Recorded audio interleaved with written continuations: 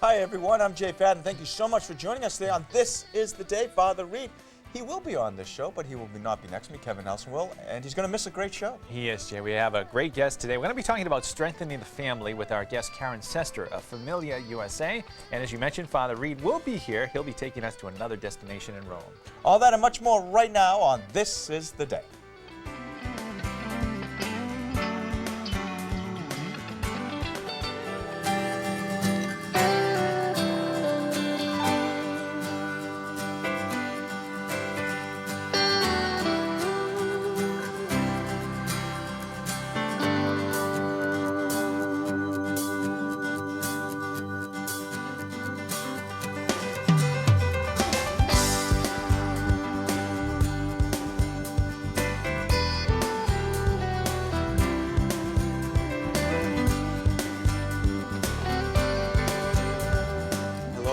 I'm Jay Fadden. Thank you so much for joining us on This Is the Day.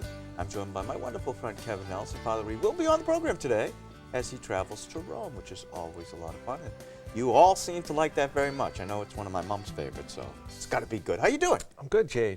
Good to see you. Yeah, is it? Yeah, I'm going to repeat everything throughout the day. Oh, are you? That's your goal for today? Hey, I made a big mistake last night. Did you? Yeah. We had our first basketball practice with my girls' travel team. Okay. And I decided to run a little with them. Ooh. And I realized I'm out of shape and I'm really slow. Wow. Not a good combination. When's the last time you actually played basketball? Because you used to play all the time. Yeah, I don't know. I can't even remember. Yeah, I miss it a lot. But, you know, you have other responsibilities when you have kids. And now you're training the young people of America I'm training the young to be basketball players. Hey, couple things. Have to do some things here first. We've got a prayer request here. You know, it's that time of year when fuel becomes very expensive, and we have really a prayer request for someone who's asking for fuel assistance, approval for fuel assistance, because a lot of people don't realize how many people go for need that. Yeah. No, so we'll put that in the prayer box. It's definitely something to think about during the cold winter months, and I know the oil prices are going up as well. So yeah, if you do, have neighbors, they always talk about this too during snowstorms and things, but always be important to check in on neighbors to make sure they have heat, because it is critical during these periods. You know, people in some parts of the country right now are saying heat. I've got my AC on. But except actually, it's going to be 7 degrees on the East Coast today. It is so going to be beautiful. Warm. Yeah, we're actually not too bad. We've been enjoying. We just had that little blurb of snow there, but we're little. I don't know how much you got. I got about 7, 8 inches, and parts of New Jersey got 18, 19 inches. Part of New England got 18 inches. That was a big storm. Yeah. Gone very soon, though. Yeah. Well, I didn't even want to see. If you get right into that weather thing, and you just are comforted. That is your comfort zone. You used to do the weather. Hey, I have to though send my condolences and all of our condolences here at Catholic TV. Great family. The O'Brien family lost one of their great family members, Julie, who passed away, and we send our heartfelt prayers, because the O'Briens, Mary and her mom, have always been so good to us over the years. Yeah, huge supporters, and it's always great to get a letter from Mary or her mom, and so we appreciate all the support they've given us, and we wish them all the support during this tough time too. So we'll keep Julie in our prayers and the family as well. Yeah, I heard Monsignor Tim Moran was just great during this whole process. And you need support. You need your family, your church, your friends. You need everybody at that point. It's always very difficult.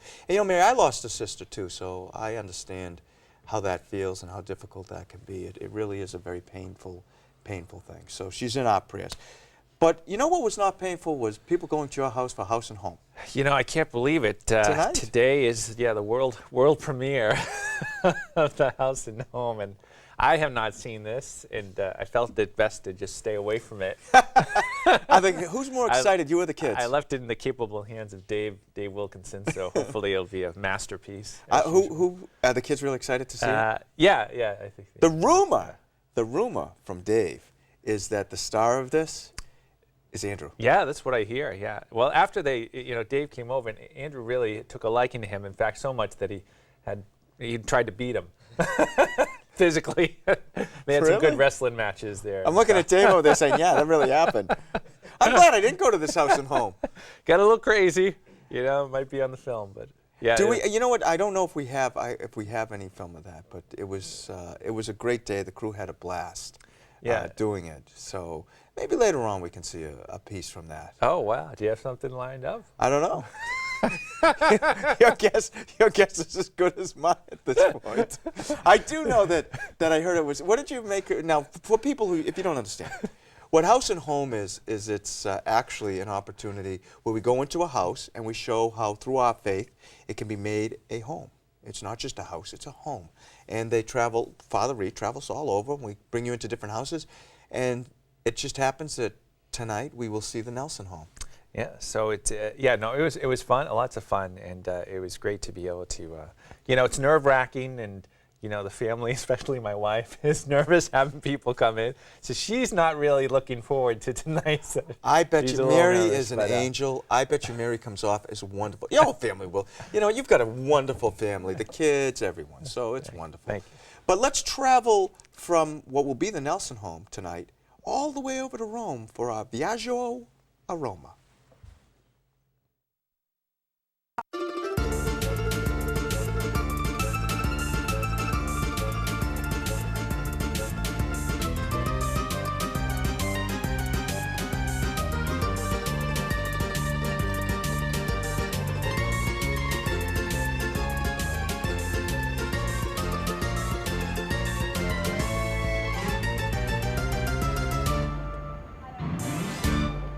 Back to Rome, I'm Father Reed. Ciao, amici.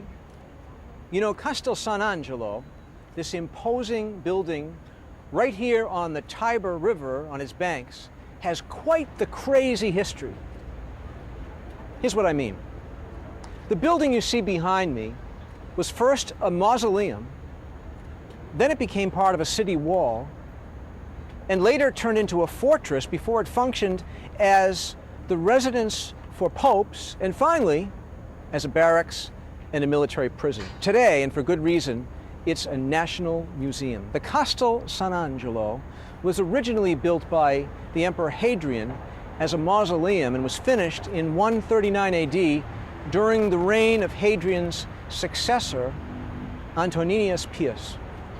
The mausoleum, you see, was connected to the city at the other side of the river by a newly constructed bridge, which then was called the Pons Aelius. The bridge now, today, is known as the Ponte San Angelo, and I'm standing right on it. It's lined by statues depicting angels who are holding elements of the Passion of Christ.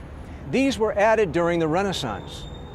Now, between 270 and 275 AD, during the construction of the Aurelian walls, Hadrian's mausoleum was fortified and it was incorporated into the Aurelian wall around Rome. And so from that point on, the building slowly turned into a fortress. And in 1277, it was acquired by the Pope, who used the building as a refuge in case of danger. You see, there's a passageway that runs through the wall. A secret corridor inside the wall, known as the Passato di Borgo, connects the Castel Sant Angelo with the Vatican. The corridor was used by Pope Clement VII and his Swiss guards so that they could take refuge during the sack of Rome in 1527. The papal apartments inside of the Castel Sant Angelo feature beautiful rooms, as you can imagine, decorated with many frescoes. Below the apartments are several floors of prisons and even a torture chamber. A spiraling corridor, part of the original mausoleum, leads to the bottom of the building. Now, at the top of the fortress, looking over the River Tiber and the city of Rome, is a statue in bronze, which was replaced by an earlier marble version. The statue depicts an angel who, according to legend, appeared at the top of the fortress in the year 590 and miraculously ended a severe plague that had infested the entire city of Rome. After that event, the building was renamed Castel Sant Angelo, the Holy Angel Castle.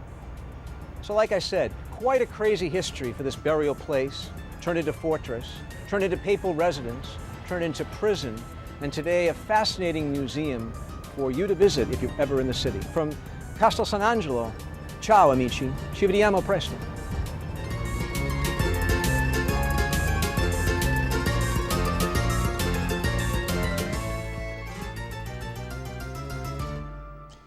And we are back. Here we are. And what's interesting is that we actually did a rosary at that location too, which was nice. Yeah, it's beautiful, and it's great to be able to check out these places. A lot of a lot of them I don't know, but it's great that Father Reed gives us some information on them and lets us know about these beautiful places in Rome, and we have plenty more to go to see, and it's wonderful to be able to do that.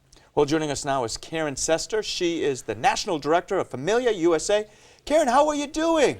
Good morning, Jay. Good morning, Kevin. I'm doing well. We are so glad that you are joining us today. We really appreciate it. Hey, tell us about the work of Familia USA. Sure. Familia is a national apostolate that works to positively transform families into Christ-centered families. This is what we all want, right? So we do this by providing leadership formation and materials to small groups of men, women, or couples.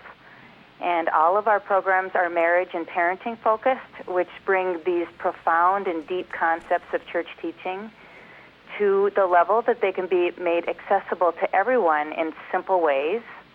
And so each lesson ends with a resolution that helps the members to go home and actually live the concepts immediately in their family that day. So that's really where the impact comes. One example of that is we have a program on John Paul II's document Familiaris Consortio, and he speaks about fairest love. Mm-hmm. So then the participants discuss, what is that? What does that mean, fairest love? I mean, it's kind of a vague concept. And after their discussion, one team of women decided to make a resolution where they would drop everything they were doing to greet their husbands with a smile and kiss when they returned home each day. This is just a simple little thing, but the impact in those homes was tremendous. Wow, yeah. So it's because of that over 18,000 families in over 50 dioceses have taken and loved these programs. Now, November is a lot of times people are thinking about family with Thanksgiving as well as November being a month to think back on deceased members of our families. But if you could talk a little bit, I know there's a lot of challenges that families face nowadays, but maybe talk about some of the main ones that people are facing nowadays and the challenges that families run into every day. I think that one of the biggest challenges when we think about the holidays coming is our own expectations. Mm-hmm. Because many of us, we think of time together with family and we get a little Norman Rockwell picture in our head.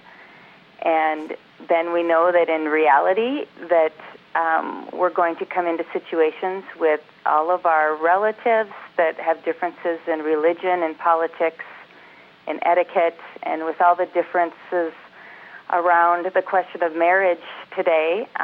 It's a very serious topics that can't be taken lightly. So all of that can really create a tension and anxiety when we look forward to these family gatherings. That should be a time with loved ones. Mm-hmm. That's it. It's all about focus, I think. You know, with all these challenges, what can Familia USA do to help people face them? Well, what Familia does is the programs help to bring the church teachings into our lives. So when it comes to these tensions, it helps people to have the priority of God, others, and self. So they would discuss these challenges probably in their meetings this month of November, and then knowing that they're going to need strength to enter these holidays with pure intentions, they would make resolutions of spending more time with God this month, perhaps going to daily Mass, taking advantage of confession before they go to their gatherings, and then creating those traditions in their family with their own children to go to daily Mass if they can, or maybe one more time this month, to get that tradition of God first, to thank Him more all month long. And then to see the holidays really is an opportunity to give ourselves instead of looking for what we're going to receive at these gatherings. And that can help a lot with relationships and begging God before we go for that grace to be giving. And I know, just from listening to you too, that it takes a little bit of an effort too for people to sort of encourage and promote the great family relationships. And I wondered if you could talk about that too, about people taking the time to put a little bit more into their family situations and how Familia can help in that process. I think that that's really important, to take some time every week to think ahead of their week and to think what's coming up that week, and how can our family be engaged, possibly apostolically in that? How can we increase our spiritual strength for that week, and how we can just be together as a family. There's so many families that are so busy with sports and activities that they miss out on that opportunity that to just be with their children. That the children mostly just need them more than anything else. Family dinners are huge for keeping family unity and closeness. So I think it's, like you said, it's the focus and the priorities, that it's the people and not the event. We all want a perfect event with a beautiful meal and nice decorations, but the important thing is to spending time with Uncle Bob. And for our little Jimmy, who's 3, spending time with Uncle Bob and just being together. Karen, I could not agree with you more. That's what I always loved about Thanksgiving and the holidays. It's just getting together with family and sharing stories and sharing laughs and memories of those who are no longer with us. Where can people learn more about the programs and your work? We have a website, www.familiausa.net, and all of our programs are listed there. There's also a facilitator orientation course that's available for anyone to take a look at, which gives them a good idea of how our programs work. Well, Karen, thanks so much for joining us today and taking the time and telling people about the great work that Familia USA is doing. And you have a wonderful day. Thank you. God bless. Bye now. Kevin, how you doing over there? Good, Jay. Yeah, you feel comfortable now? See, now you're back in the real seat. You know, your seat. Yeah. That is yours and yours alone. Well, thank you. Kevin, what's going on around the world in the Catholic faith? All right, Jay. Hello, everyone. It is time to take a look at the news. We begin from the Vatican. During his Sunday Angelus, Pope Benedict XVI discussed the mystery of life and death. He also appealed for an end to violence in Nigeria and prayed for victims of the most recent wave of civil conflict there. The attacks targeted churches, police stations, and military barracks, with more than 100 people reported killed. And the Pope prayed for the victims of flooding in Genoa, Italy. Rome Reports has more on the Pope's remarks. During Sunday's Angelus, the Pope talked about the mystery of death and eternal life. While reflecting on the gospel, the Pope said the main difference between believers and non-believers is hope, both in life and in death. Vera sapienza è approfittare della vita mortale per compiere opere di misericordia, perché dopo la morte ciò non sarà più possibile. Quando saremo risvegliati per l'ultimo giudizio, questo arriverà sulla base dell'amore praticato nella vita terrena. Ignoring God leads to emptiness, said the Pope. It's something that's reflected nowadays in a growing sense of nihilism, where people don't find purpose or meaning in their lives. The Pope said it's especially true among young people. The Pope went on to pray for the 6 victims who died in Genoa, Italy during the latest floods. He also called for an end to violence in Nigeria, where a radical Muslim group named Boko Haram has reportedly killed nearly 100 people recently. The rebels are hoping to overthrow the government and turn the country into an Islamic state. Seguo con apprensione I tragici episodi che si sono verificati nei giorni scorsi in Nigeria e mentre prego per le vittime, invito a porre fine ad ogni violenza che non risolve I problemi, ma li accresce, seminando odio e divisione anche fra I credenti. The rebel group has reportedly attacked churches and military offices, resulting in the deaths of both Christians and Muslims. Looking now at news from around the country, at the end of October, the U.S. Conference of Catholic Bishops, among others, requested that religious programming be submitted by broadcasters and posted on a Federal Communications Commission-maintained website. Though the FCC was scheduled to vote on the request October 27th, they deferred action on the proposed online reporting requirement. Auxiliary Bishop Gabino Zavala of Los Angeles, chair of the USCCB Communications Committee, said the online disclosure would supply both the public and the FCC with a usable database on programs aired by broadcasters and facts for public participation in license renewals and commission proceedings. The FCC has yet to schedule another vote on the matter. Currently, individuals may go to the television or radio station's headquarters and ask to see the public file, while each station is required to maintain. Broadcasters are guarded of the proposed reporting requirements, which would include political advertising and the cost of maintaining a website. Estimates have the launch of the website costing as much as $24 million for the first year and $14 million for the year after that. Broadcasters want the FCC to pay the costs of maintaining a site.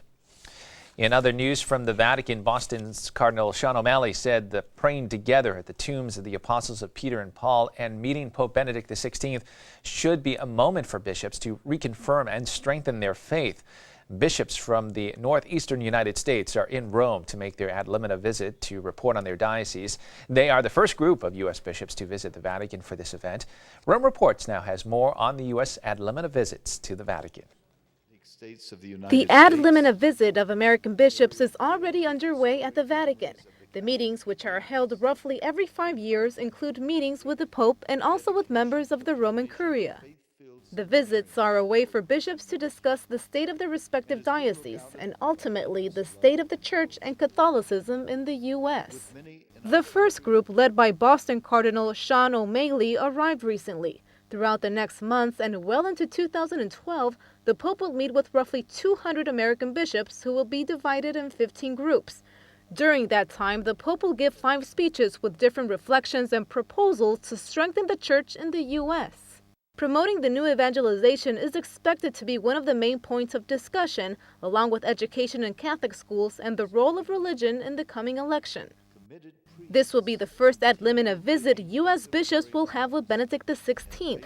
The last one took place in 2004 during John Paul II's pontificate. And finally in the news, the Fellowship of Catholic University Students, or FOCUS, added 10 more universities to its roster for the 2011-2012 school year. This brings the number of campuses served to 58. Focus missionaries work at college campuses to communicate the gospel to young adults in a way that's dynamic and culturally relevant. And their efforts are supported by local Catholic campus ministry. Curtis Martin, president of Focus, said they are sending more than 260 full-time trained missionaries to college campuses. Martin said the hope is that they will serve as living witnesses, embody the truth, love, and joy that comes from a relationship with Jesus Christ, and then get creative and take risk to share his love with those around them. The new campuses with Focus missionaries are University of Louisiana in Lafayette, Columbia University in New York, Arizona State University in Tempe, Winona State University in Minnesota, University of Mary in Bismarck, North Dakota, Boston University, University of Texas in Austin, James Madison University, Ave Maria University, and Southeast Missouri State University. Well, that is all the news we have for you on this Tuesday, November 8th, 2011. We're going to take a quick break right now. We'll be back with more of This Is the Day in just a moment.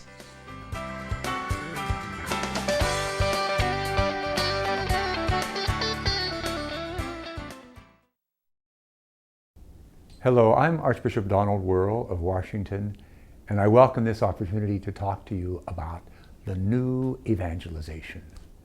Our Holy Father, Pope Benedict, has recently spoken about the evangelization, the new evangelization, and he's called all of us to be a part of it.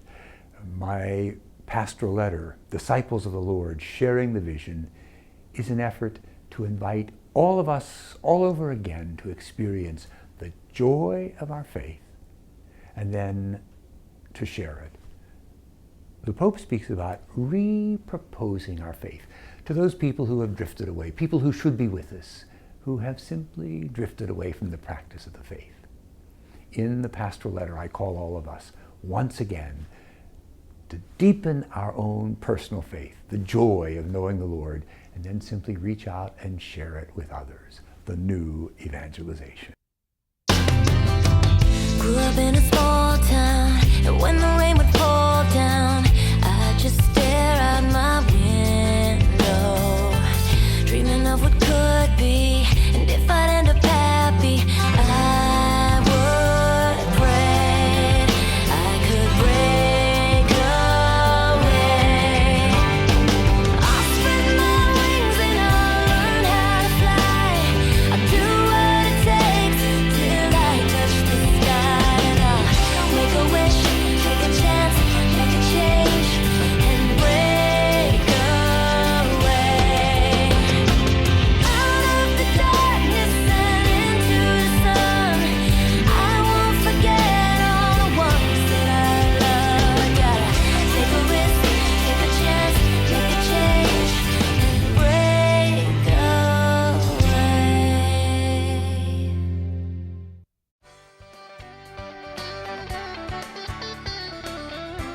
are back. Kevin, nice job. Hey, listen, you know what? We are actually going to be traveling for a quiet gathering of 25,000 young adults in Indianapolis. Yeah, Bonnie's going out there. The NCYC, I hear. The NCYC. Very good. You're good. Who's going with her, do you know? I believe Adam's Is going. it Adam? Yeah, Adam's going out there. Hey, now we talked a little bit about House and Home, by the way. Yes, we did. That's true. Yeah, so we talked about House and Home, and we can see a little clip of that. Let's take a look? Yeah, we're going to talk about it as we look at it. Little teasers. You can tell us what's happening here. Okay, well. There because Emily and Father Reed. We live in the woods. Yeah. And these. You don't have chickens.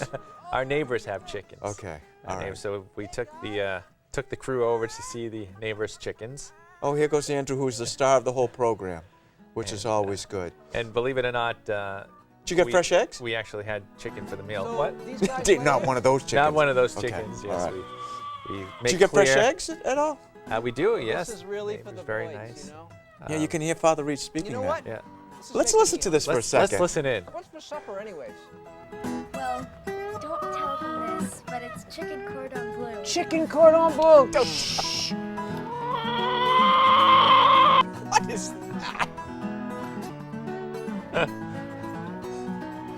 First of all, that was hysterical. Don't tell them, but it's chicken cordon. And Just between you and me. I love that you whispered it too, that Emily whispered it. But I have to ask you, was that the noise that chicken made? Was that a chicken? I think it was Father Reed doing it. I don't know what it was. Really?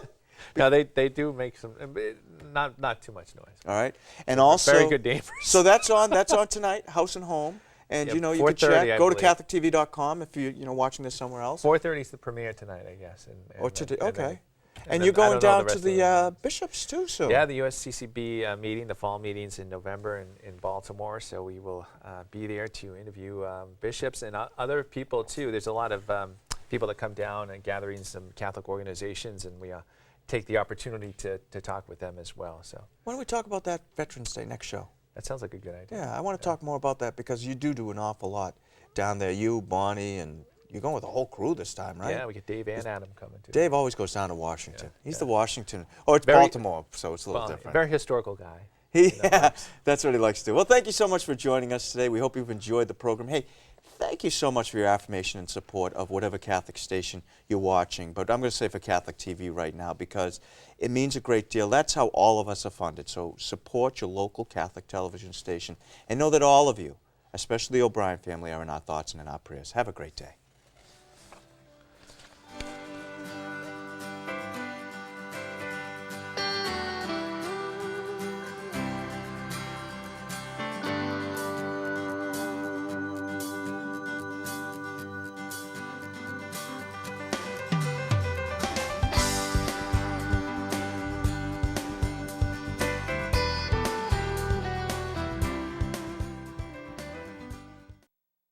Hi everyone, I'm Kevin Elson. Please join us on Veterans Day, for this is the day we're going to honor those who serve us so well.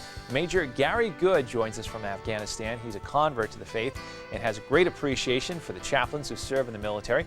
Also, our good friends Bridget and Joe Hooker will talk about their new CD. It's all coming up on Veterans Day, November 11th, right here on Catholic TV.